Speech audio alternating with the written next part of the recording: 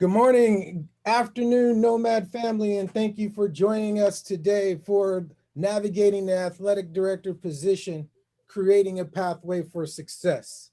I am Anthony Thomas, the Director of Athletics at Francis Parker School here in San Diego, and I'm extremely excited to be joined by two of athletic administrator giants of the collegiate world. And we're just so fortunate that they made time for us today.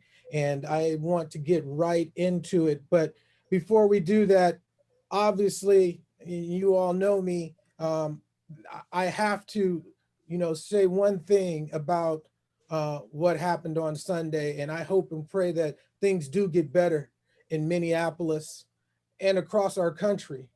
I think about my friend and Nomad board member right now, Tony Fisher, who is the Minneapolis Public School District Athletic Director, and the leadership he's being called on to demonstrate during this time. You don't have to have the lived experience to be outraged by the recent tragedy that took place in Brooklyn Center, Minnesota. It is yet another trauma that we all will have to deal with as leaders in our community. So I hope we take the necessary steps to lead our community in intentional conversations about what is happening in our country today and how we can play a role in making change. One of those changes that Nomad has been trying to do is creating a pathway for athletic administrators to find these leadership roles. And so we are pleased today to have Martin Jarmond, the Director of Athletics at UCLA, my beloved alma mater, and Mr. Alan Greene from Auburn University. And so we will get going with them. And after they are done, we will have an incredible opportunity to speak with Warren Reid, who is the founder and CEO of NEMNET, who is also going to offer his services in support of our members. So we have a lot to cover and we're very excited about that. I am going to now spotlight our guests. There we go. There we go. Gentlemen, welcome. Thank you for being here. And Mr. Greene, why don't we start with you as we had decided to do? Yeah, Anthony, thank you. And thank you all for taking the time to join. Good morning or afternoon, depending on where you reside in the country. Just to give a brief background, and I know that both Martin and I, our resumes are all over the place, but to give you a little taste on how I got to where I am, I grew up in Seattle, Washington, and was an athlete, played lots of different sports growing up, went to an all boys private high school, Bishop O'Day, the Fighting Irish.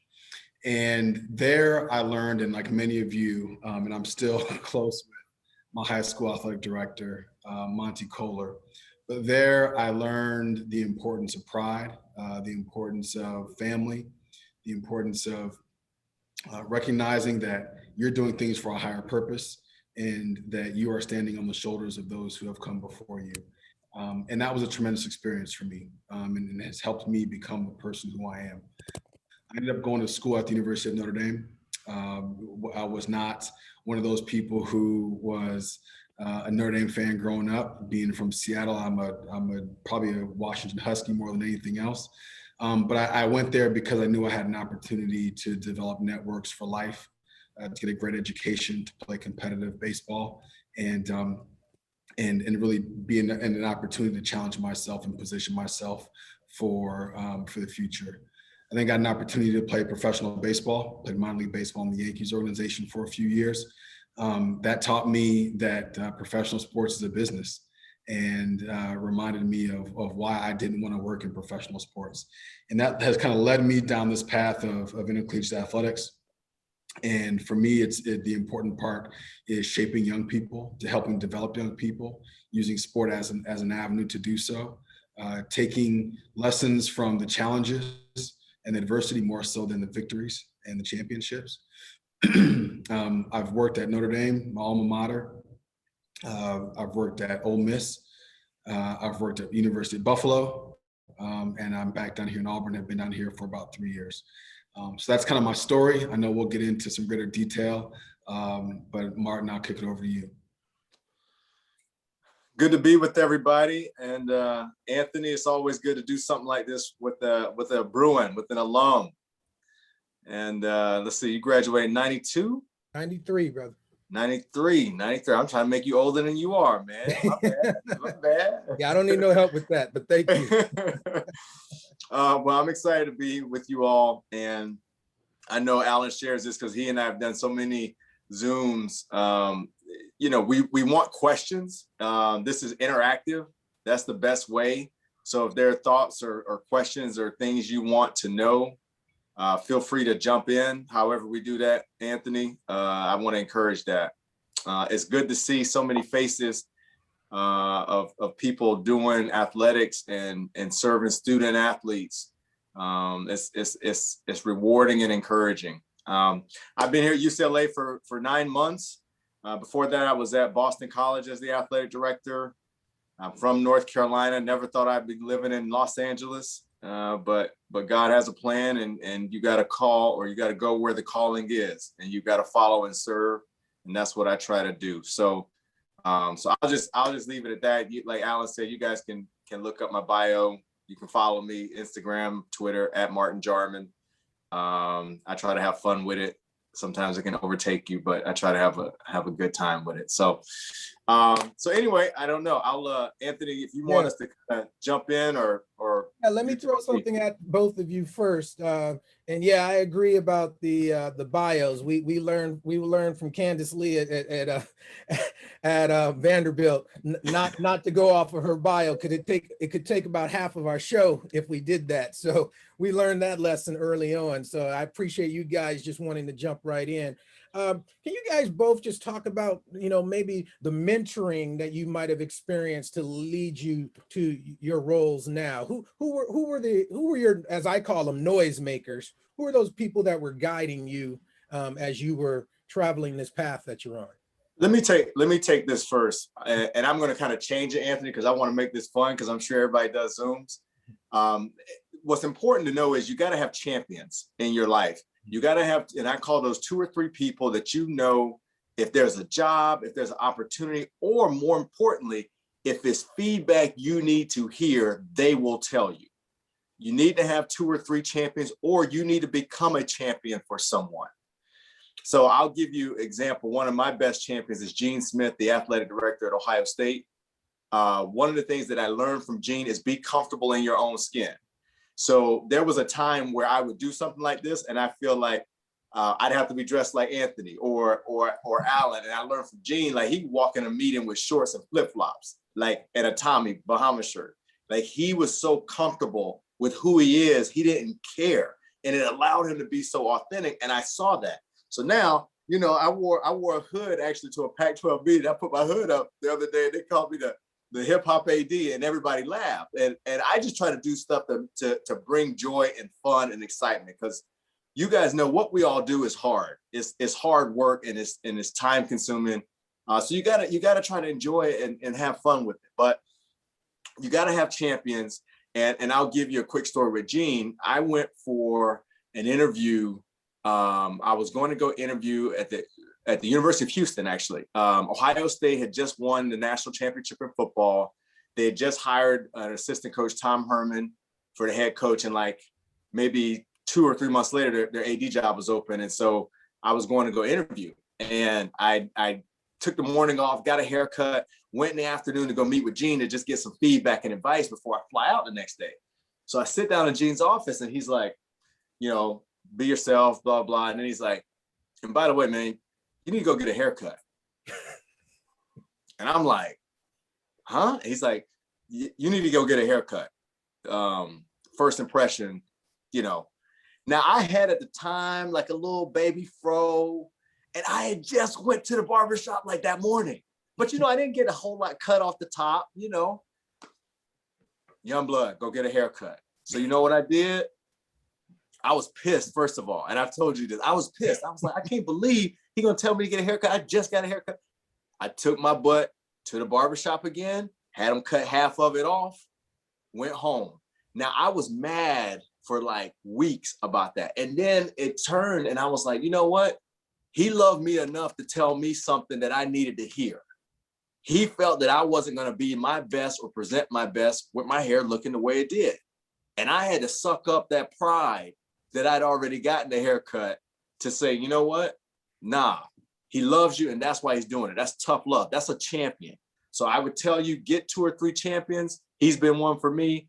And I think that's important. It's not just with helping jobs, but it's also giving you that feedback. My wife is another champion of mine. You know, she'll tell me straight up, like, nah, you think this is really this, bro. So that's my mentor story. That's awesome. Thanks. Yeah, I mean, look, MJ hit the nail on the head. And I remember listening to one of his presentations probably about 6 or 7 years ago. And he talked about just self-awareness, because that's what Gene would talk about, right? And I'm like, yep. Awareness. I'm like, what's that? And so what you quickly find out is that people perceive you a little bit different than you perceive yourself. And the more you can figure out how people perceive you, the better off you are going to be. And, you know, I've got examples from my experiences, and there's some from people who I've worked with, but it's the whole haircut analogy, or a story, I guess, is you got to have someone who's going to tell you how it really is, how the perception becomes reality. As it relates to champions, or not champions, but to mentors, I guess I've taken a little bit of a different approach. There are a number of people who I feel comfortable reaching out to get feedback. And I guess I would consider a mentor someone who I know that when I call, they'll pick up the phone. Because everyone's busy, right? I mean, there's some of you, I'm sure, who are on 2 Zooms right now. And you got to be able to know that if you're struggling with trying to figure out how to make a decision or a situation, that there are some people out there who have been through it before, who can offer you some wisdom and who will call you back. There's nothing worse than thinking that you have a relationship with someone. You reach out and you're like, hey, I need some feedback, and they don't call you back because they're so busy. Well, that tells you something. So try to find people who, to Martin's point, are going to provide you that constructive criticism, that honest feedback. And then also people who you think who have been in different situations, who can offer some insight and some wisdom for you.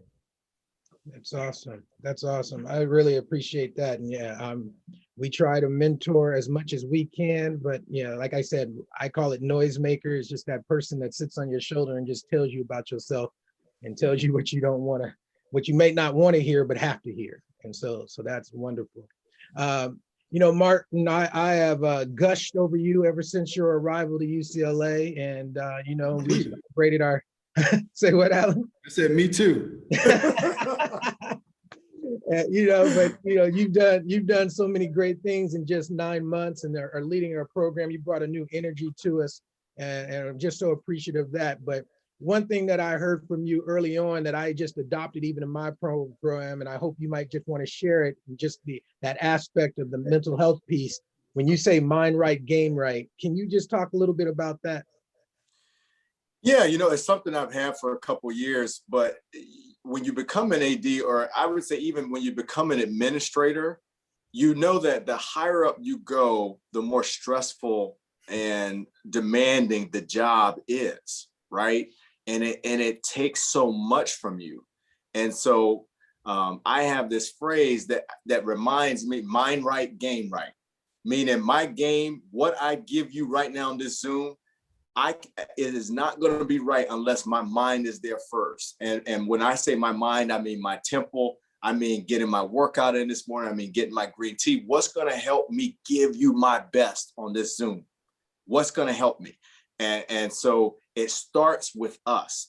Charity starts at home. So it's a reminder to me, especially as I've continued to move through my journey professionally, that the harder the job gets or the demands get, I got to take care of myself first. Mind right, game right.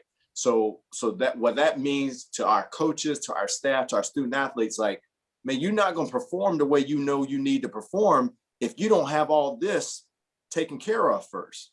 So you got to take care of yourself before you can take care of anybody else. You got to lead yourself before you can lead anybody else.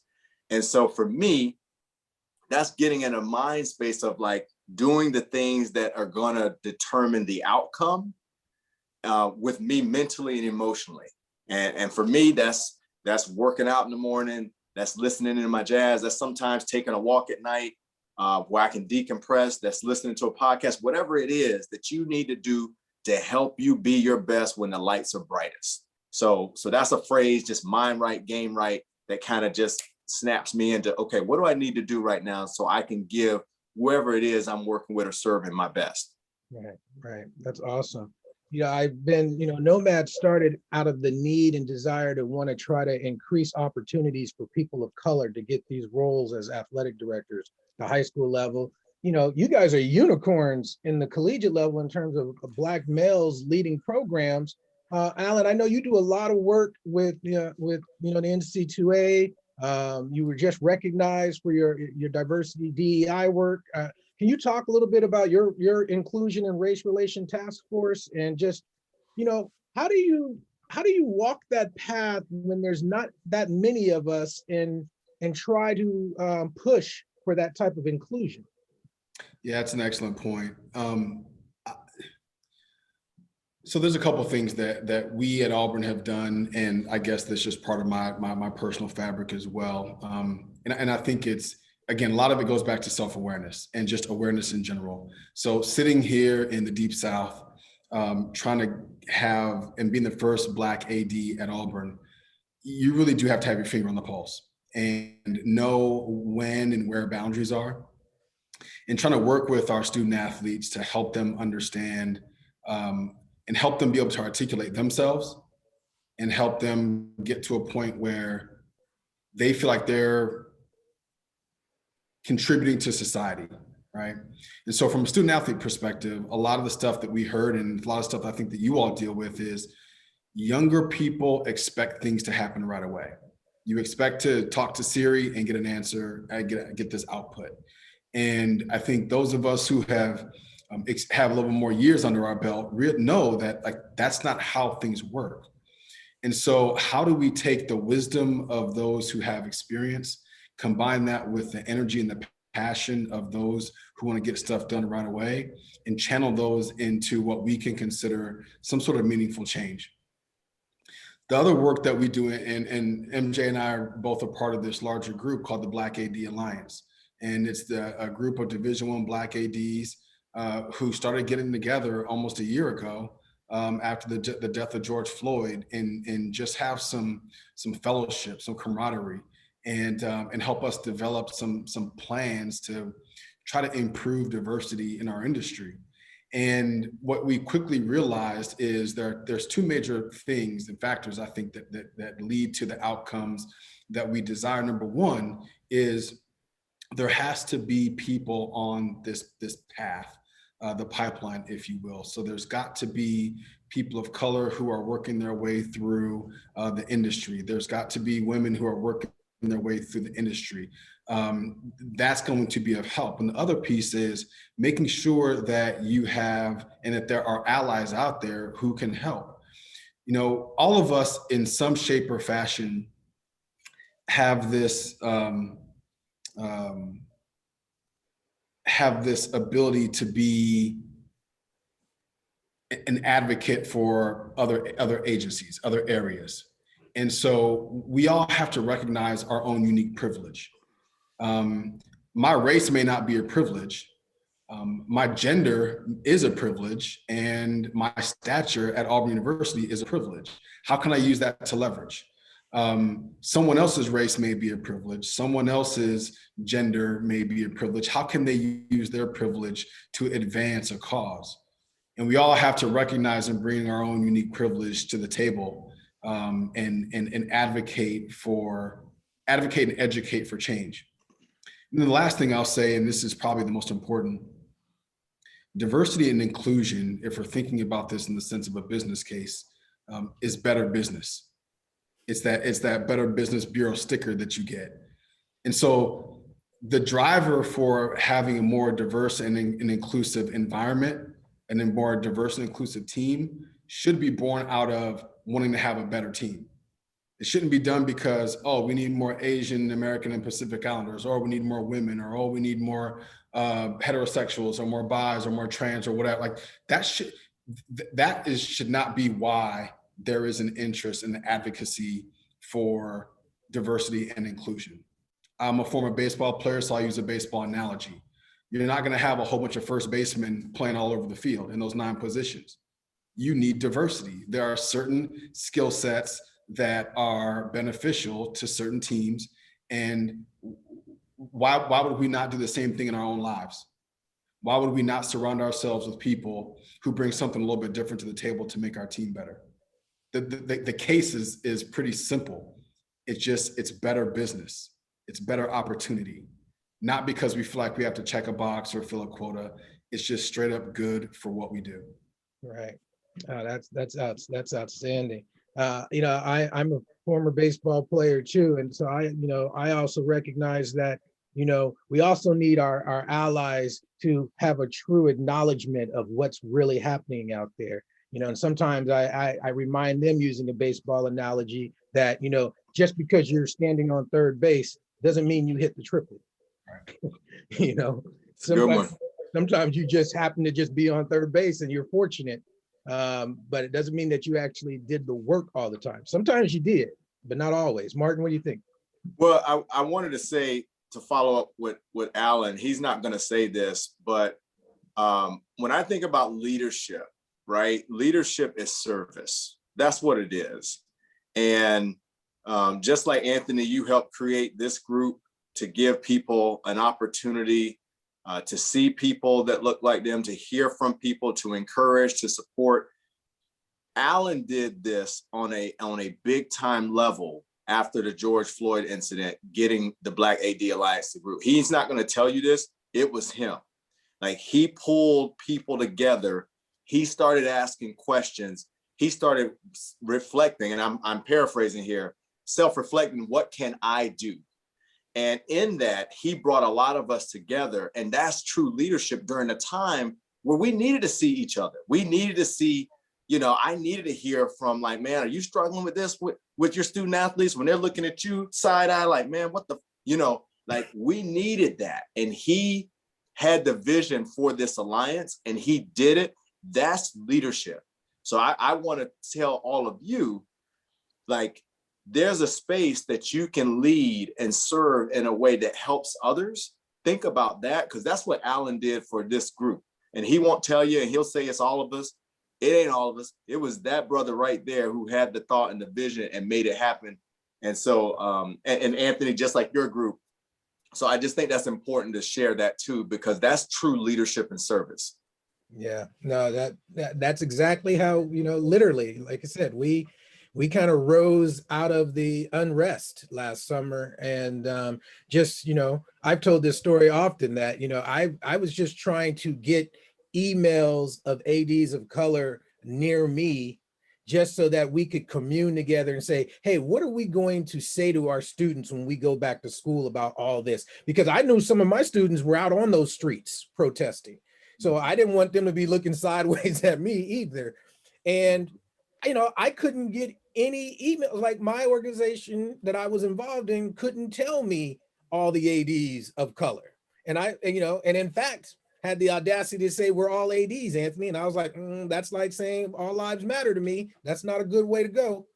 And so we created this organization, and it's been great, and we're growing, and we look up to gentlemen like yourselves. And that's why I'm so grateful to have you guys on, and for you guys to be willing to do this, is that you're continuing to serve and be those servant leaders that we need, and that you guys are modeling that for us.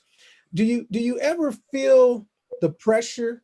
I know we all get tired of saying, first Black this, first Black that, but both of you are serving in roles where you are. Is there any pressure you feel in that leadership position, being a person of color? I wouldn't call it pressure. Lord knows we got enough of those. I'd probably call it responsibility. Mm-hmm. And yeah, the importance of, so I had a student athlete late last week. I was at football practice, and just on the sidelines, just standing there. And there's a student athlete who came by, and he was like, "Yo, Mr. Greene, I just want to say thank you. I know you don't hear it very much, but we appreciate you. Like you're a real dude, and know that we look up to you, and that we're really happy that you're here, and just thank you." And like that's why we do what we do. For a young person to find value in your leadership, for whatever purpose, that was awesome. And so I feel a responsibility and an obligation to lead in the best way I can for all of our student athletes, all 550 of them. But I think there's a particularly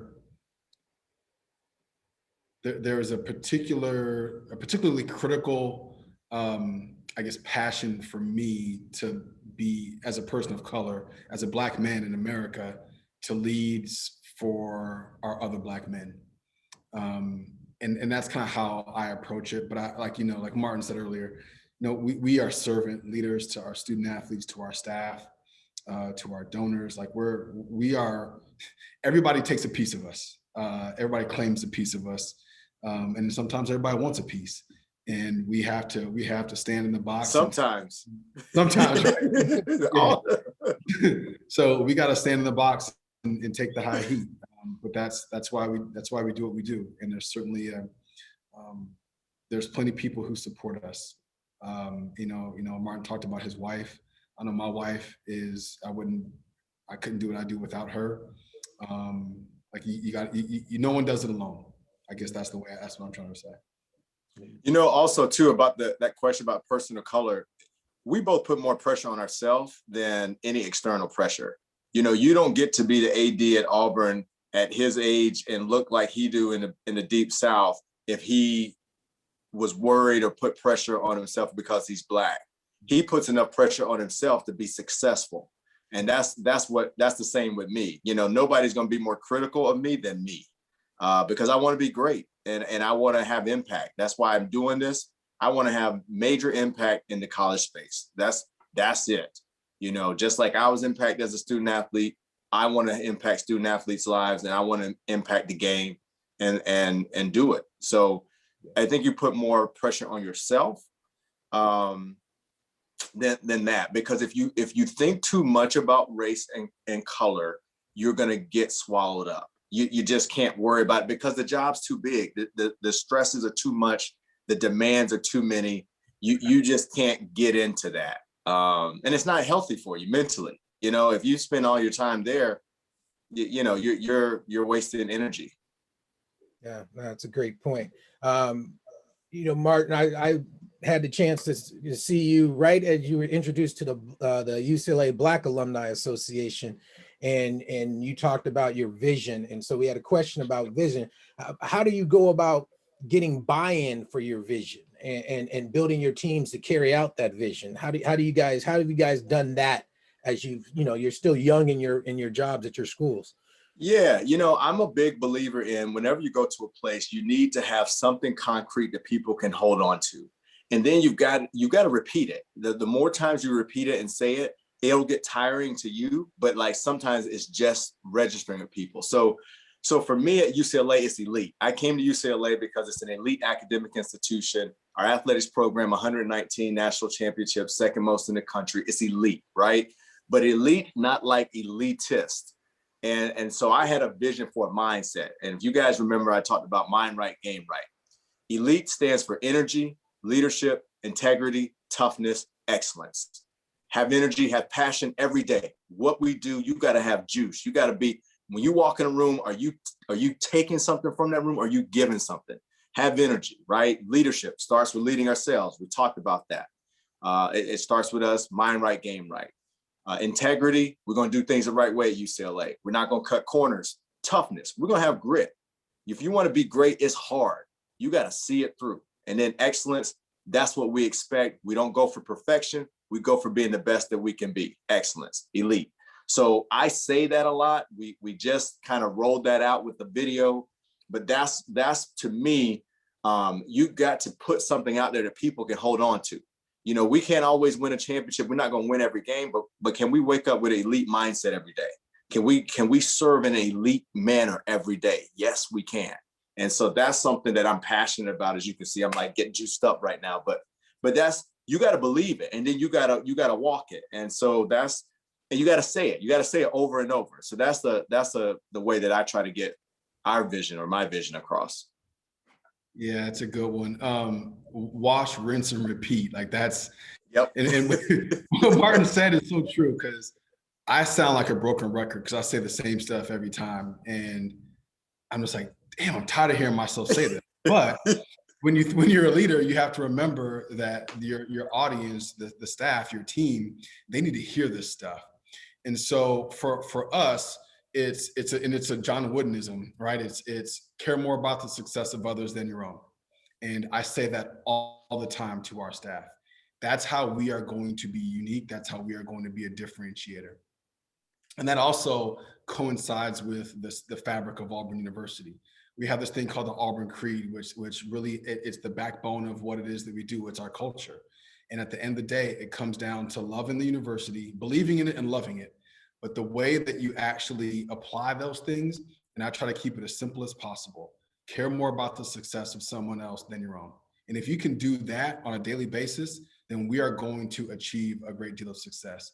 Martin talked about outcomes, and I guess we look at things in the sense of, when we talk about the successes, that's more of a public discussion, right? When we talk about our championships, that's a public discussion. Those are outcomes. Our fans want to hear those things.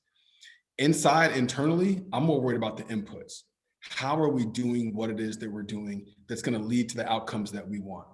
And if we're not focused on the inputs and we're only solely focused on the outcomes, you got no shot at getting there. You got to have a roadmap somehow, some way. You can put up their state championship. You can put up you can put it all over the walls. But just by putting it up there and saying it, like that's a dream, if you will. But there's got to be some sort of plan to help then execute that.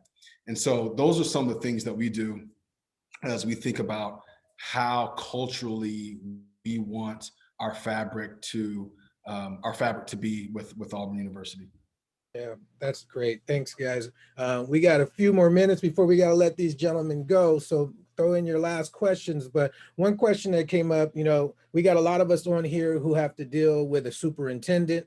We have a lot who have to deal with the head of school, as like I do, and a principal. What's your relationship like with your university president? Do you sit with them? Do you meet with them often? What's that like? Well, mine is weird because I've moved during a pandemic and we're not on campus. So that first 3 or 4 months, I never met my boss, my president. We met for the first time and it was crazy because I had interviewed over Zoom, like nothing was in person. So I'm still trying to figure out ours. We do a weekly call, but that's really because we're remote and I'm, we haven't met as a vice chancellor cabinet or anything here at UCLA. So I would probably defer to Alan on that one. I just know who I serve and I know that I try to understand, what makes him tick, what his expectations are. And I ask the question, I usually once a month, I try to ask, not necessarily how I'm doing, but, how are you doing? How do you think we're doing? I try to ask that and get feedback, good or bad, because I want to know, and I think that's something that you can definitely ask your superintendent or whoever, ask for feedback. Yeah, Martin hit the nail on the head, and that is leadership requires us to be adaptable as well, right? Everyone has a boss. And so I was hired with a different president. So we had president here for 10 years, new president comes in, hires me. There's another leadership change and old president came back in. So there was familiarity already with our president and the institution. And so I'm the new guy. And so I'm asking lots of questions to Martin's point about what is it that you need from me? What do you value? How do you want us to have a conversation about this topic? And in fact, it just happened yesterday. Something came up for the first time in our relationship. And I said, how do you want me to communicate this type of information? And so we had to have that conversation. We meet once a month. And then we have cabinet meetings. So the executive leadership team of the university, right now we're twice a week, and we're going to bump that down to once a week. I do see my president in person from time to time. If it's something really important, then we'll find a time to get together face to face. But the most important thing, and I've had to learn this on the fly, is the two presidents who I've had so far here are 180s.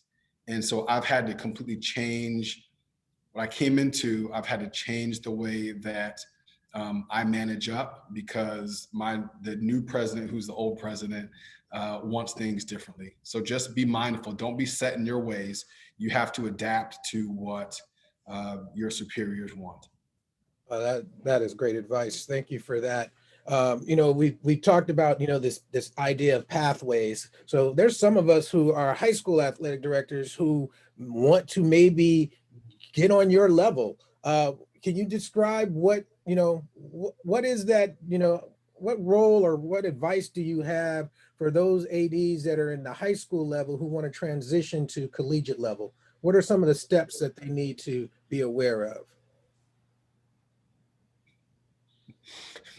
I'll go quickly. Whenever someone says, "Hey, I want to be a Power 5 AD," I'm like, "Are you sure?" It is. I mean, look, and not that y'all don't have a lot of work. I think the difference with these types of jobs is, and MJ talked about this, the spotlight is bright, and not everyone is cut out for this type of a spotlight. There is an awful lot of criticism, an awful lot of critique, a lot of people who don't fully understand what you do, who question what you do. And there's a lot of external influences that impact decision-making. And that's not always for the better. And so I would say, if you want to get into college athletics, number one, I would say it's a lot about who you know and who knows you. It's a lot about networking. And we have to be flexible, right? MJ never thought he'd be in LA. I never thought I'd be in Alabama or Mississippi or Buffalo. But there's reasons why my life has taken me to these places. And if you grab onto the uniquenesses and the benefits, then you can find value on your experiences, and you can use those to help propel you. I don't know that I answered your question, Anthony, specifically about the opportunity, but MJ may have something to add. Yeah, let me jump in. I would say, look at the last 10 to 15 Power 5 ADs, if that's the level, whatever level you want to do. Look at the last 10 hires and see what their path was, and that'll tell you. So like right now, I don't know of anybody that went straight from high school to an AD job, but I know that most of the hires, like Kansas just hired the deputy athletic director from Northwestern. He came through fundraising. And so I would encourage you, look at the last 10 hires of whatever level it is, see what their background was. That will give you a good indication of what you need to do. You would have to transition to college at a administrative level, maybe a junior level, in my opinion, to start building it up, to build your experience up. And I would argue, I don't know that MJ or I would be capable to be a high school AD. Like it's a very different. It's different. And so I think those who are able to successfully navigate that transition, and we even also in our industry, we think about those who come from corporate. Just because you're a CEO of a particular organization doesn't mean that you're the best fit for a CEO in this particular field. And so you really have to have a great sense of humility, also a great sense of confidence, and make sure that you are able to be adaptable and just listen and do the best that you can to learn. It's challenging to get into our industry because for whatever reason, people think it's super exciting and fun, but that doesn't mean that you can't. But you got to start building relationships at the college level to the level that you want, and keep on working it from there. Wow, man. Obviously, and Martin knows this, I could stay on with you guys all day, but we know that you guys are busy. You're running huge programs. And I promise you, I get you out here at 45. And I know, Alan, you have another meeting. But so I just want to thank you guys again for the time. We got through a lot of different things, but again, we just are so appreciative of your work and of your leadership and your willingness to support our organization as we try to do things at the high school level that mimic how you do things at your level, and it's being professional and being bold in your leadership and all those things. So we're just grateful, and I want to thank you guys again for being here with us. And I'll let you close out on one last thing before we let you go. MJ, you want to go first or me go? Yeah, no, just thank you for doing that. I know someone had mentioned just on the chat about when you get discouraged. You know, one of my favorite phrases, see it through. You know, you got to see it through. There have been many times in my life where I've doubted myself. I went on so many interviews, didn't get it, didn't think I was worth anything, thought I was bad. You know, we've all been there. We all have those moments where we have setbacks. But you just got to see it through. You got to hold on to the rope when others are letting go. And I encourage you to, you know, just think about in your realm of work, how are you serving? But it starts with you, you know, and that's what I would leave you with. You know, make sure your energy's right. When you walk in a room, walk in a Zoom, are you bringing something? What are you taking something? Be somebody that brings it. Don't be somebody that takes it. And I appreciate everybody's time. Again, if you want to email, Anthony can give you my email address, or I'll leave it in the chat, or social at Martin Jarmond. And best of luck to everybody. Yeah, so MJ brings up a couple of really good points, and I'll piggyback on a couple of them. And that is, make sure that you do take care of yourselves. There's, as leaders on this call, we all are serving other people, and that's exhausting. It's draining, and we've got to make sure we find time to take care of ourselves in the way that you can. Continue to serve our young people, our student athletes and students. They need you. They need you, right? Because we get a version of what you have on your campuses, right? And some of our student athletes are coming in underprepared for the world, and our responsibility is to help speed that process up. And the work that you do locally is really, really, really important. So continue to do so. What I discovered over the course of the summer, which was arguably one of the most difficult times of year for me, as a Black man, as a leader, dealing with COVID, with social injustice, with politics, I was really tired and really exhausted. And one of the things that gave me energy is the fact that I was able to pour into someone, and someone else was able to share how my thoughtfulness or how my engagement or leadership with them benefited them. And that meant a lot to me. So that filled my gas tank up, and I would remind and encourage all of you to find ways to fill up your tank.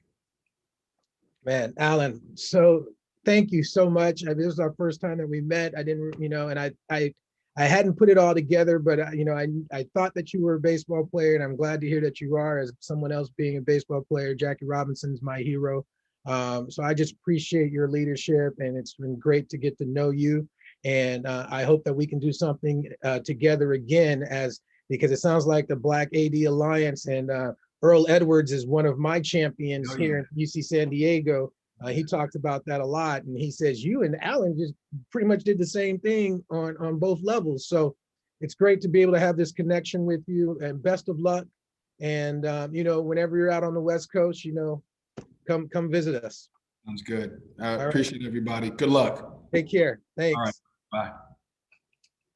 And next, folks, I am really, really excited, because now we're going to transition into learning about how we can present ourselves. You might be happy in your job and your roles, and that's great, but there are trends out there that we need to know, and we are blessed, and I am blessed to actually call this man a friend, who and he is an amazing, amazing leader in the education world. Warren Isaac Reid is the founder and CEO of NEMNET Minority Recruitment, LLC. It was established in 1994. NEMNET is a national diversity recruitment and consulting firm that serves over 500 public and private schools K through 12 in the recruitment and retention of teachers and administrators of color. Warren is a trusted consultant and advisor to some of the most prestigious secondary educational institutions in the United States and is known for providing research-based strategies to assist institutions in improving their diversity recruitment and retention efforts. I can tell you firsthand, Warren was here at my school at Francis Parker, and we have implemented some of the things that he shared with us, and we are starting to see a trend and a turn in the way we do our work. So this is tried and true experience, and we are fortunate to have not only him joining us today, but his commitment to be a part of Nomad in support of our members. And we'll talk a little bit more about that. But Warren was born and raised in Brooklyn, New York, a former independent school educator, a 3-sport coach and director of multicultural affairs. He's done it all. A graduate of Middlebury College, the Columbia University Institute for Urban Education, and the Harvard Graduate School of Education. Mr. Reid is honored member of Omega Psi Phi, I see you Greek, all right, and Sigma Pi Phi fraternities. Married and a proud parent of 2, Langston and Lena. I love those names. I know where they come from. You're amazing, man. And his family has spent the last 8 years abroad, currently living in Zurich, Switzerland. Warren, thank you for being here. Welcome to Nomad, sir, and the stage is yours. It is my pleasure. Good afternoon and good evening, everyone. Can you hear me? We're good. Wonderful. Anthony, one thing I didn't mention is I used to play baseball as well. So there's something about baseball. We have to figure that out. Yes, we will. So again, good afternoon, everyone. I am quite excited to be here and to share with you the work that I have been engaged in for the last 25 years. I put together a brief PowerPoint presentation just to kind of walk you through some basic things. And then what I would like to do is to use the remainder of our time for Q&A so that you can get the answers to some of the questions that you might have. So what I'm going to do now is share my screen, and let's hope that this works. All right, can you see my screen? Yeah, you're good. Oh, wonderful. Okay, so really quickly, I won't go into NEMNET. Anthony did a really great job of doing that. I would just share that this is our 25th year of service. Each year we serve about 2,000 candidates of color, but I think it's important to note that our services are open to all. Each year we serve about 600 public and private schools, K through 12 nationwide. They register and enroll with us to post their jobs, to search our national resume database, and to look to us in identifying potential teachers and administrators. Each year, our organization sponsors regional diversity career fairs. These are one-day recruiting events. We also have a consulting practice that works with boards, HR teams, and schools leadership. One of the things that I wanted to do, just because it seems like we have a mixed audience, is to make a distinction between public and private schools. They are different, particularly if you're seeking employment as an athletic director. There's some things that I would want you to know. First and foremost, our private schools, certification is not required. Typically, this is a obstacle, a burden, or hurdle for our public schools. Our private schools do not require certification. Many of our private schools are boarding and residential, and so the expectation is that you would be living on or near campus. And in those residential settings, there's an additional benefit of housing, which becomes part of your compensation and salary. We can talk a little bit more about that. When you think about public and private schools, typically our private schools are smaller in size. The average class size is about 14 to 17 students versus 28 in the public school settings. In our private schools, there's something that you'll hear as you explore this particular area is what we call the triple threat. And it's the idea that in addition to serving as an athletic director or an athletic administrator, that you would be doing some teaching and some coaching or advising, and in a residential setting, serving in a dorm capacity as a dorm parent. Another, I think, major distinction between public and private schools is that with our private schools, you have parents with expectations. These are paying customers.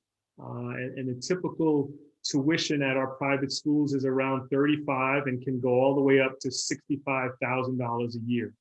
And with that comes some expectations. And when we look at retention and fatigue and burnout, particularly around faculty and administrators of color, it's around this expectation on the part of the paying customer. Again, we can talk a little bit more about that. Unlike a public school where you're beholden to your local municipality in terms of generating revenue to build and increase and improve facilities, most of our private schools have private endowments and they launch capital campaigns. And because they have competitors, they are in the business of constantly improving their facilities and resources and programs. With these private endowments and capital campaigns, you have the potential for larger salary scales and compensations. So we'll talk a little bit more about that as well. I think another major difference really quickly is that most of our private schools, in terms of diversity, you're looking at 14 to 22% students of color. In terms of faculty and administrators of color, you're looking at 11 to 18%. So I want to shift here and just talk a little bit about the employment opportunities that exist, as well as the recruitment season, because they are different. So first and foremost, and you'll hear me talk a lot about public versus private. The private schools, these are the primary sources that they leverage to identify talent. And what you'll notice at the very top is placement agencies and recruiting firms. So what I would want you to know is that most of the private schools will outsource the recruitment of an AD. And so right off the bat, if you are not registered with the placement agency, you are missing out on an opportunity, okay? And we'll talk a little bit more about that, placement agencies and recruiting firms. I'll come back to this. Okay, so here's what I would want you to know. Each year, our organization alone posts 2,000 jobs nationwide. 80 positions, along with the head of school position, are the most coveted positions. On average, we're only posting 10 to 15 AD positions a year. They are highly competitive. There are other organizations out there that are serving schools that we don't, and I will get in touch with Anthony to make sure that you have that list as a resource. Here's what I would want you to know. Most of these positions are not publicized. So you will not find it in a newspaper or a local publication. And this is very different versus public schools. Most of the athletic directors positions are posted between August and November. The hope, particularly on the part of private schools, is to have that position filled in the new year, right? If they're trying to fill that position in June and July, there's a problem, right? So most of these positions are being advertised in September and August and October, November, with the idea that after the new year, they will be finalizing their selection. As I mentioned earlier, most of these AD positions are outsourced to search firms. So if you are interested in securing an AD position, particularly in the private schools, you want to register with these search firms. The last thing that I would want you to think about is there's always an internal candidate, no matter what they say. There's always a current assistant athletic director who aspires to that position. And so getting to understand the program, the school, the people, the history, the culture, the climate is going to allow you to have a better understanding about your chances and the opportunity to work at that institution. Okay, so with any job description, there are minimum qualifications and preferred qualifications. I would almost ask you to ignore the minimum qualifications because it's a precursor, right? Most of these schools are interested in having someone with an advanced degree with 5+ years of teaching and or coaching experience, having previous AD or athletic administrative experience is critical. I would almost say essential. Because it is so competitive, if you don't have this experience, you're really at a disadvantage. And I think for those of you who are thinking about working in independent schools, because they are different, it's going to be really important that you have an understanding of independent schools and the culture and the climate and what makes them different. Something that we're seeing more and more of is there's a desire and a requirement of having financial responsibilities and management. And so we can talk about, if you don't have that, how you can go about gaining exposure and access in this area. I just have a few more slides. I want to make sure that everyone, I respect your time. The role of the athletic director is changing. We're finding more and more are being asked to serve on strategic plans. And so helping the school think about the next 10 years, the next 15 years is going to be critical, because this has implications for buildings and grounds, for facilities, for equipment. And all of that needs to go into their strategic planning so that they can account for it and then ultimately pay for it. More and more, I think when we think about athletic directors, often it's just the thought about sports and teams. And we're seeing more and more, particularly with the private schools, that it encompasses health and nutrition, right? So many of these private schools now have, wellness centers. And yoga is part of the athletic program. So it's not just sports and teams. Your ability to manage budgets, work with the CFOs and buildings and grounds is going to be critical. More and more ADs are partnering with the admissions office and development offices to promote the brand, right? And so the ADs are playing a much larger role in that. Obviously, you'll oversee facilities, fields, and equipment. We talked earlier about triple threat. Okay, so for those of you who are thinking about pursuing your next opportunity, here's what I would want you to know. First and foremost, I want you to think about what it is that you want, right? You don't want just a job, right?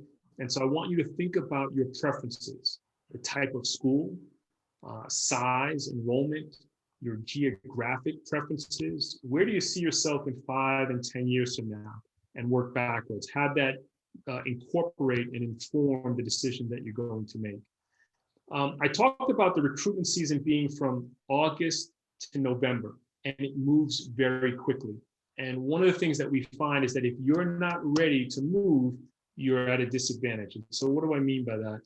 I want you to get your house in order.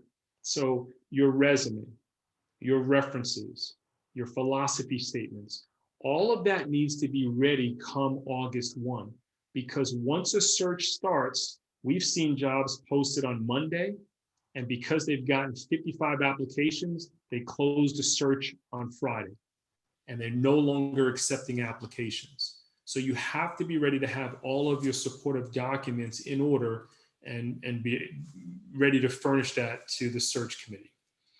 I would ask you to start thinking about building your highlight tape, right? So what are some stats and videos and awards and honors that you would bring to bear that would further, highlight and reinforce the work that you've done? I would ask you to register with the search firm. All of these search firms are free. They usually involve completing an application that takes 5 to 10 minutes. What this does is it gives you increased exposure and access to a larger pool of employment opportunities. And obviously we want you to start applying in the fall. Okay, I'm almost done. Here are just some of the placement services that are available to you as a result of our partnership with Nomad. And again, these are free services. We want to support all of the work that you all are doing. First and foremost, and I hope you can see the email on the screen, we will perform a resume review for anyone who's seeking employment. We look at over 2,000 resumes each year. We know what schools are looking for. We'll provide you with best practices and proven strategies. We offer career counseling, particularly for those of you who are thinking about the private independent schools. It's different. We want you to be informed and educated about that. We offer interview prep and coaching. We also offer a look behind the banners, right? So you go to a school's website, it looks really nice and glossy, but there's a history there. There's a climate, there's a culture, and we have that knowledge and that understanding. And so we want to be able to share that insight with you so that you can make an informed decision. I'll just give you a really quick example. We had an athletic director be made an offer just, I think, 2 or 3 weeks ago. This candidate, in sharing with them the history of the previous athletic directors, decided that this was not going to be the best place for them. So it's that type of information that I would want you to have that you may not be able to get anywhere else. The last thing is that at some point you'll be at the finalist stage, you'll be made an offer, and we want to make sure that you are fairly compensated. So we have all of the historical data, benchmarks, and we would want to make sure that you're armed with that information. So that I'm going to stop. I'm going to turn it over to Q&A. And Anthony, I hope I just gave you enough to chew on. I mean, listen, if I would have had this 20 years ago, I'd be sitting at my alma mater in Martin's seat doing what I do. But I realized I am a high school person, so that's great. But no, this was amazing information.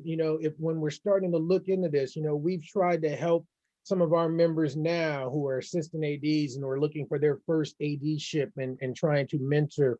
But this is just more information and that we wanted to be able to provide. Having a collaboration and a partnership with you in NEMNET is probably one of the best benefits of being a part of Nomad. I have to be honest, because you just do what you do, Warren, and you're so great at it, and your entire staff. So this was just useful, and I hope everyone found it to be very useful. And as I see some of the folks replying, yeah, they're agreeing. So why don't we? You can stop sharing. I'm going to open up the entire screen so everyone can see each other, and then we can open up. Everyone can open up their mics, and we can start just sharing and asking questions. There we go. So anybody have a question for the great Warren Reid? Just turn on your mic. I have one, Anthony. Yep. And I'm very familiar with NEMNET from a lot of the NAIS independent school circuit. So welcome. What are your thoughts on a traditional resume that you usually see that's black and white, that we all receive, if it's solicited or unsolicited, versus one that I'm thinking of totally redoing it, where it has a lot of hyperlinks, it has a digital presentation, and moving more towards that, and have it very graphic and visually friendly versus the traditional one that's kind of stale and traditional. Yeah, it's a great question. So a couple things that I would want to share with you. In this respect, I think a traditional resume is better, right? And I'll tell you why. We've done focus groups with our search committees around resume review. And you might be surprised to find out that most search committees in that initial screening, they're spending 90 seconds or less on your resume, right? They have a stack of 60, they have to get down to 5, and their paradigm is exclusion, right? And so what they're doing is they're looking to see whether or not in 90 seconds on paper that you meet the minimum qualifications and you have what it is that they're looking for. So one of the strategies that we recommend, first and foremost, is that you should not be using the same resume for every job that you apply to, right? And that's a mistake that many job seekers make. And it's very apparent because it's a boilerplate and you didn't try to curate it or tailor. You didn't try to enhance or minimize certain things that would lend your resume to resonate with the opportunity. So here's a strategy that I would want you to think about, and I'm more than happy, Anthony, to send you and to your membership samples. So what we advise job seekers is on that very first page, in your very first section after your name and your contact information, we have something what's called profile. And it can be 5 to 7 bullet points. And that profile is quantifying your skills and experiences. So here's an example. I'm applying for a history teaching position. I would simply say, over 25 years of history teaching in private independent schools. What I have done is I have taken the minimum qualifications from the job description and I've given it back to them in this section. Now, why is this important? Because again, you only have 90 seconds. So as I'm scanning your resume, if at the very top there's 6 bullet points and you're giving me what I'm looking for, guess what? Your resume goes from pile A to pile B. And we know that once it gets to pile B, you get considerably more time and consideration. So the key is get to pile B. So to answer your question, in this case, I would recommend less is more, traditional is better, but that profile section is critical because you only have 90 seconds. That was a long-winded answer. I hope that was helpful. Anthony, can I ask a question? Absolutely, Francis. Good to see you. Good to see you as well. Warren, I think what you're doing is fantastic. And you just made a really good point of less is more. But I find myself struggling as far as the length of my resume, as far as pages. I'm in a position where I have a lot of great qualities. And I found that that one position that I have currently, that already takes up a page. And then how do I show my previous experience? So I guess just more, how many pages should I be at when I'm applying? Yeah, no, it's a great question. So, I think historically we've been taught your resume should not be more than 1 or 2 pages. And those days are done, right? And part of it is, and part of the work that we're doing is educating the employer that those days are done. And here's why. The days in which someone is spending 10, 15 years at one employer are done, right? The average turnover rate is about 2.5, 3, 4 years. So that means someone in a 10-year period will have 5 jobs and 5 opportunities, which lengthens their resume. So what I would say to you is, if it's 4 pages, if it's 6 pages, if it's 10 pages, I've seen a 10-page resume. The question that I would have to ask you is everything on that resume germane? And is it going to resonate with the opportunity? Because that's why I said initially, you should not be using the same resume for every opportunity.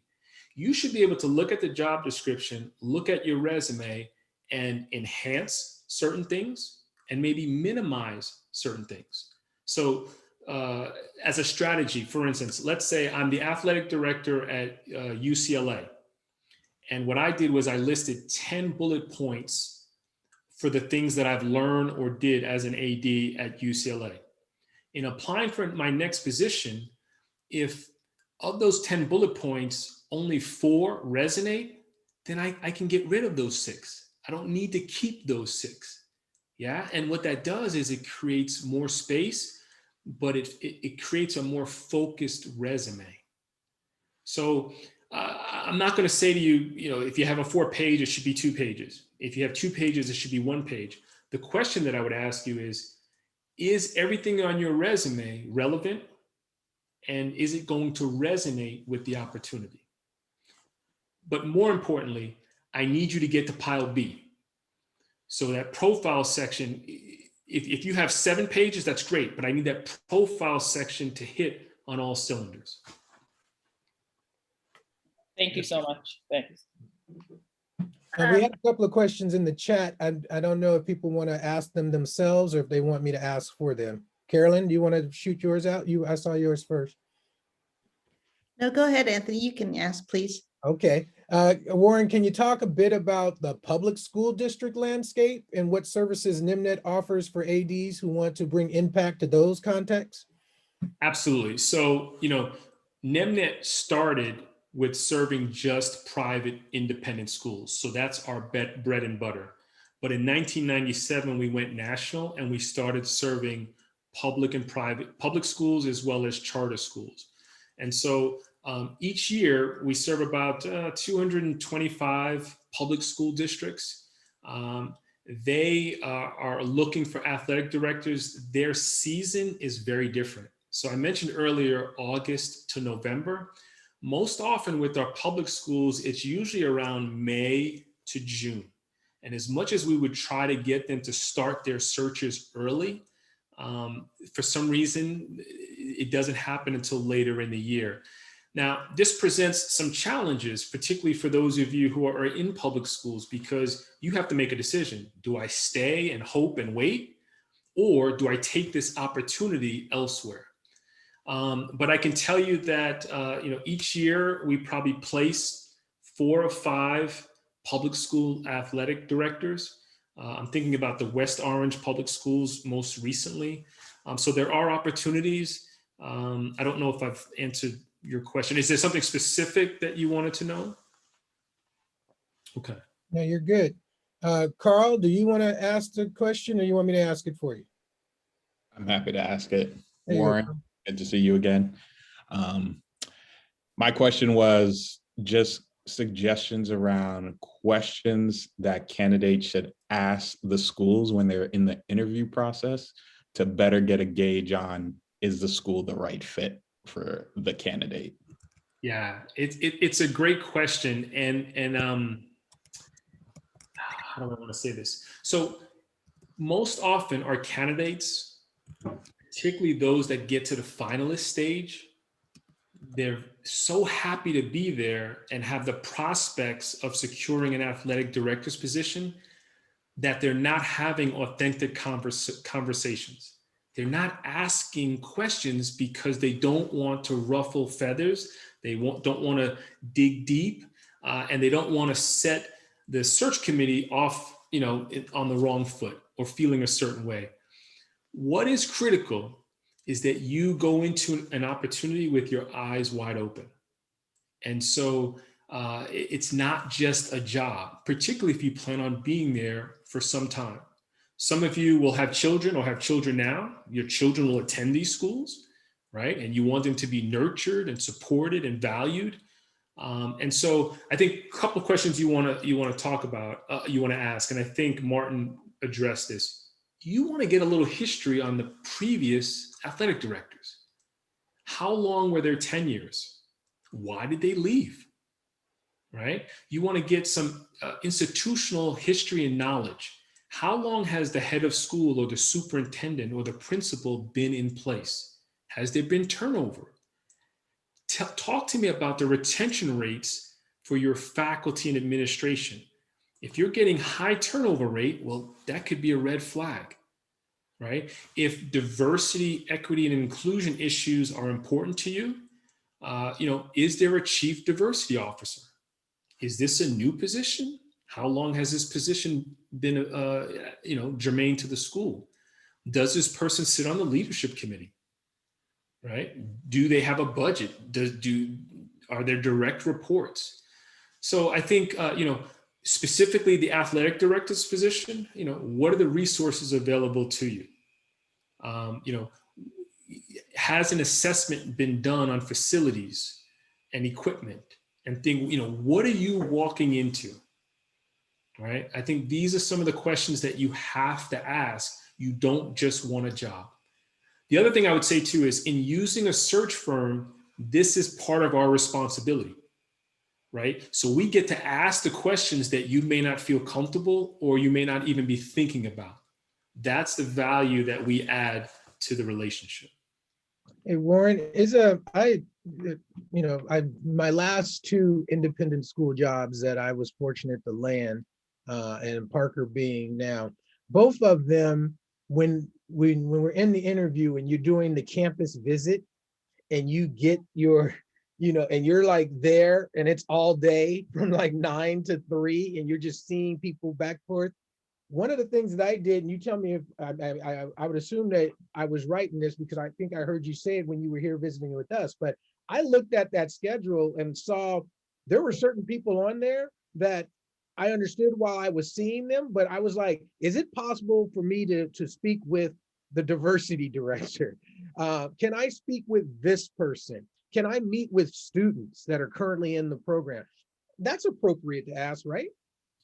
Absolutely. And I think because the role of the athletic director is evolving and you're taking on more responsibilities, you want to have a conversation with the admissions director and your chief financial officer and your development director. Because guess what? You're going to be working with these individuals and having a conversation about their expectations, the things that they would want from you, is going to be critical so that you have a full understanding of the role that you're stepping into. The other thing too is I think, that interview day, it's really important that you communicate to the school who you might want to see and talk with so that that can become part of the interview process. What you don't want to do is you don't want to go through that interview, leave campus, and not interface with folks that you want to have a conversation with. One of the values in working with the search firm is most often they will put you in touch formally or informally with someone who's already at that school so that you can have an off-record conversation about what it's like to live and work in that environment.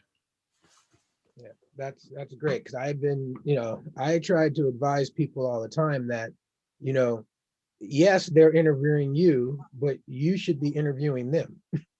Absolutely. Yeah, great. Another question we have is it, I think you might have touched on it a little bit, but is it wise or okay to ask an independent school how much of a budget is part of tuition dependent? How much of its budget is tuition dependent? Absolutely. Not only that, you want to know, particularly the private schools, you want to know what their endowment is. Why? Because that has implications for salary, for the longevity of the school and its programs, whether or not they're involved in a capital campaign that you might have to assume some responsibility towards. And more importantly, for a second, I'm going to be on the other side of the table. If I'm looking to hire an AD, it's these type of questions that say to me, this is an astute person. This is someone who understands that this is not just a job, right? And they're asking all the important questions that are going to allow them to perform their job more effectively. So the short answer is absolutely. Thank you, Warren.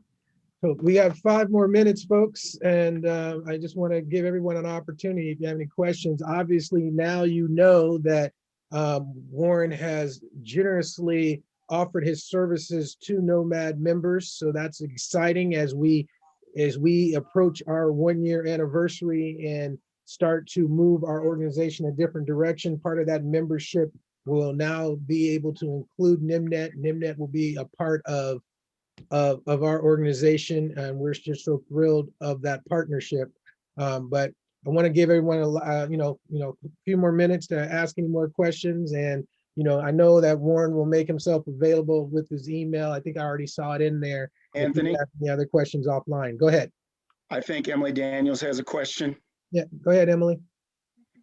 What would you say are the pros and cons of coming back to the U.S. from overseas, from an international independent school overseas? Wow. Well, I think there are many pros and probably some cons, right? I think I'm always, the glass is half full. So I'm focused on the pros. It's perspective, right? And it's seeing things from a different vantage point. And having lived abroad for the last 8 years, in part in London and now in Zurich, Switzerland, our educational systems are different, schooling is different, aspirations are different. All of that stuff allows you to sit and see and be able to process things differently. So I think there's absolutely, anytime you can have an international experience or an experience outside of your comfort zone, is a benefit and value. As our student populations become more diverse, I think that can only add value to a school or a school district.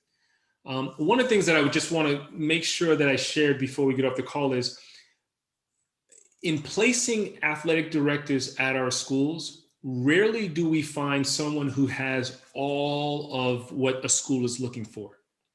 So don't feel like there's no perfect athletic director, even those who are currently serving as athletic directors. But there are certain skills that you're going to want to begin to acquire.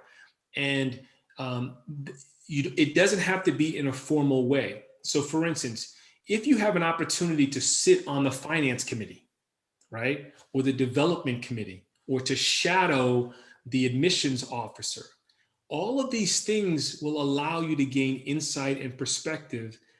One, it'll allow you to build your resume, but it will show the school that, okay, while this person was focused in this area, they took it upon themselves to gather some additional skills and experiences. That way you'll become a more compelling candidate. That's awesome. Warren, how important is it to have a digital LinkedIn presence? I'm an introvert. I hate social media, right? I hired someone and she manages my social media. There, I said it. But it's really important because it's not just the school, right? It's parents, it's communities. Everyone expects access to you and your profile. So it's going to be really important that you have a consistent message, right? Whether you're on these various platforms, Facebook, LinkedIn, Instagram, it's going to be really important that you have this consistent theme. And you might want to, before you enter into the search, go through your social media and examine things that may be objectionable or just may not be appropriate. It's going to be really important that you protect and manage your brand. I think social media can be a great platform, particularly if you have video and testimonials and stats and all of those things, to have that in one place where you can say, please feel free to look me up and check me out. It can be a very powerful tool. That's great. All right, Ira, I'm going to let you finish with the last question, sir. Yeah, Anthony, obviously, you and I have talked about this many times. Warren, thanks for doing this. I'm the athletic director here at Gulliver Prep in Miami, Florida, independent school. In the independent world, my biggest problem is I get a lot of African Americans and people of color interested, but they aren't getting these opportunities. And how do we get more people like myself and Anthony in these roles, and people who don't look like myself and Anthony, women of color as well, into these big independent school roles? I mean, I'm down here in South Florida. I don't know any other person of color in an independent school that's an athletic director. So that's a problem. So how do we, in your estimation, break that glass ceiling? So my grandmother used to say, if you want to get, you got to give, right? And so what I would offer is, you have a unique opportunity to bring together folks who might be interested in opportunities in athletic administration and expose them to the independent school world in Southern Florida, right? And that can be through Zoom calls. Ira, you have a certain expertise and skill set. And by you giving that away, so to speak, by educating and informing folks about what you do, some of the challenges that lay ahead, and convening interested parties and stakeholders, that's a great way to increase exposure and access. I think the other thing too is we have to educate the people who are directly responsible for hiring. Most often, they are of the majority group. Their personal groups are very insular and not diverse. They are unfamiliar with diverse resources that might lend themselves to a larger, more diverse pool. So we have to educate them. We have to make them aware that there are resources out there. There are qualified candidates. You know, if everyone gave you their resume, you now have a database and a simple email to Southern Florida schools. Hey, I have 25 resumes from candidates of color or otherwise, who are looking for opportunities. I cannot imagine that would not be of interest to the HRs, the heads of schools, the boards at these schools in Southern Florida. So It's part kind of of it, it was kind of like what Alan Greene says, right? Diversity, that's good business. So that's kind of what, you know, and Ira and I, we talk all the time. We're in similar schools. We trying to bring more people into this. And I think one of the things that we have to do as an organization, as Nomad, is that we got to develop our region. That's the reason why we have regional captains. We got to start to develop those type of, you know, opportunities where we know of people, and Ira and I at least have been in these schools long enough to where we can make phone calls. You know, Theron Wilborn's on right now. He knows I was working with Theron and, you know, really pushing a school to give him an opportunity. And it didn't work out. And that happens, but Theron is a well-qualified candidate, you know, and it just so happens to be, and I think you heard it even when Alan was talking about this as a collegiate AD, is that you sometimes are going to have to go where the job is. You're not going to be able, you know, here in San Diego, we only have 4 real independent schools here. So if those jobs don't open up, you know, and like my job opened up, someone had been here 25 years, you know, so it's like these jobs don't open up that often. But if you want to get into these jobs, then you're going to have to consider going to where the job is. And so sometimes it could be in San Diego or South Florida, great places to live. Sometimes it could be, not that I'm knocking it, but it could be in Cleveland. And you might have to go to Cleveland for a few years. But I do say that once you got into it, because I've been in independent schools for 20 years, I've never had to get out. And I've been fortunate that when, you know, that I have been in the process enough times, because sometimes I will, even while I have a job, I will interview for another job just to hone my skills. I'm not trying to leave. I'm just trying to learn what schools are looking for. But I've been fortunate that for the most part, every job that I've wanted, I've been able to get.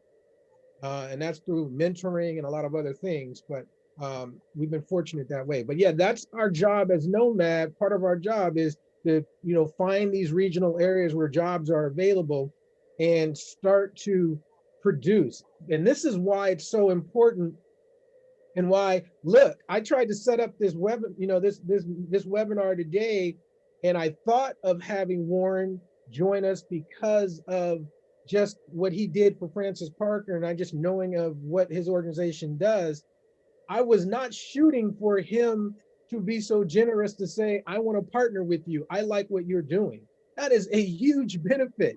I mean, I'm so grateful to Warren and his generosity, y'all. This is an amazing opportunity for us as this organization to have this type of wisdom and this type of resource at your fingertips. So I just encourage you as you move on, and as we get to the summer, and if things are starting to shift in your life where you want to think about these things, this is the go-to guy. This is the man that's going to help you get to that next job.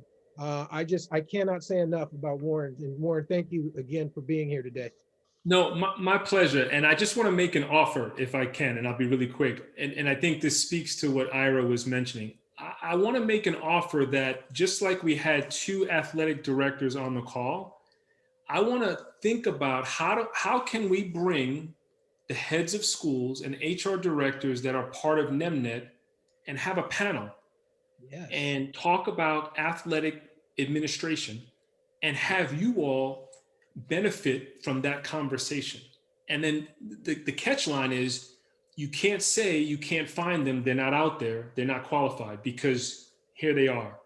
So I want to re-engage you all at some point and talk about having a Zoom call with schools that are hiring, who are looking for athletic directors, and have that be part of the conversation you all have. That would be my offer to you all. That sounds like something we should do in September. That's right in the middle of, that's right at the start of the process.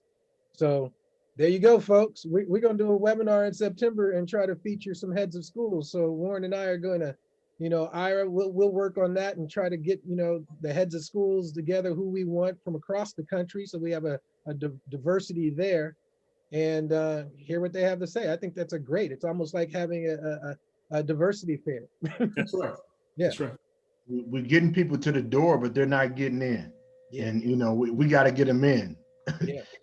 We had a young lady on this call who's more than qualified. She was up for, a great opportunity, and lo and behold, it went to somebody else, and that's fine. But it was like, it just, it was like more of the same.